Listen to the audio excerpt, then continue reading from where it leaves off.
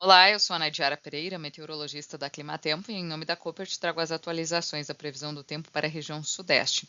O mês de março fechou com chuvas acima da média em algumas áreas da região sudeste, especialmente faixa leste, e também em algumas áreas entre o norte de São Paulo, sul e Triângulo Mineiro, principalmente devido às chuvas fortes que aconteceram na última semana do mês.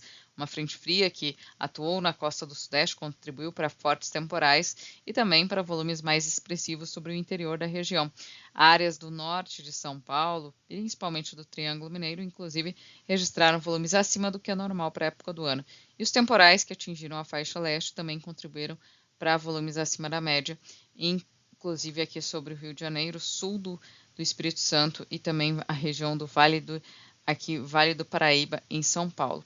Áreas do centro-sul de São Paulo, oeste do estado e áreas também do norte de Minas e norte do Espírito Santo registraram desvio negativo de precipitação.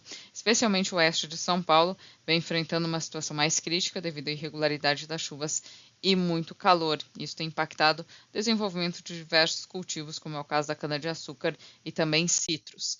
Depois das chuvas fortes que aconteceram na última semana do mês de março, o tempo seco se intensificou neste início de abril e a tendência agora para os próximos dias é de predomínio do tempo seco, pelo menos até o final de semana. Só que entre o domingo e o início da próxima semana vamos ter uma mudança no tempo. Na próxima semana, a chegada de uma frente fria deve contribuir para a ocorrência de chuvas mais generalizadas e volumosas sobre o sudeste.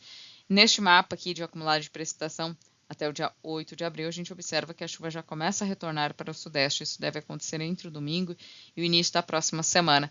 Por enquanto, estão previstos apenas episódios fracos, isolados. Não é uma chuva considerada agrícola que vai ajudar a encharcar o solo. A chuva mais volumosa deve acontecer principalmente no decorrer da próxima semana.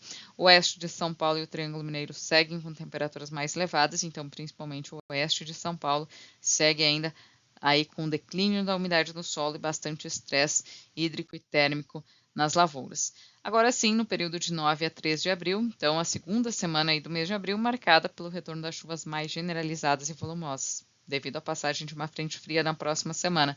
São esperados altos volumes de precipitação, principalmente entre São Paulo, Sul e Triângulo Mineiro. Áreas pontuais aqui de São Paulo podem receber até mais de 100 milímetros, especialmente aqui entre o sul e leste do estado.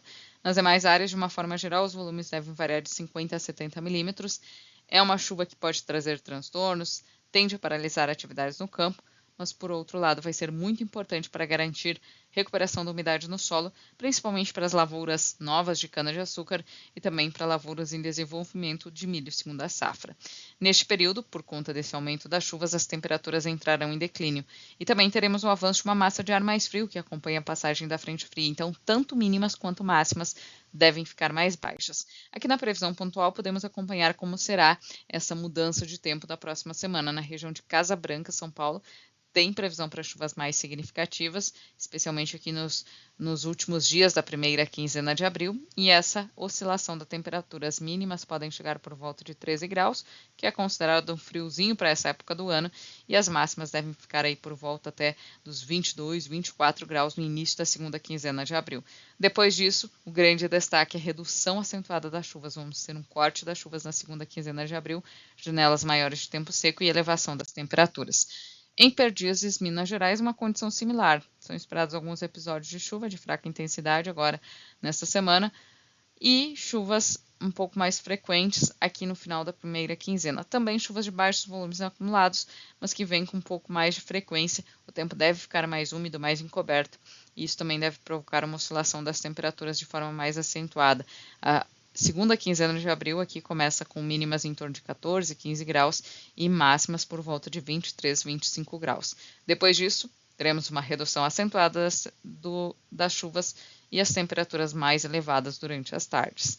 Esses são os destaques da previsão do tempo para a região sudeste. Eu volto na próxima semana com novas atualizações. Até mais!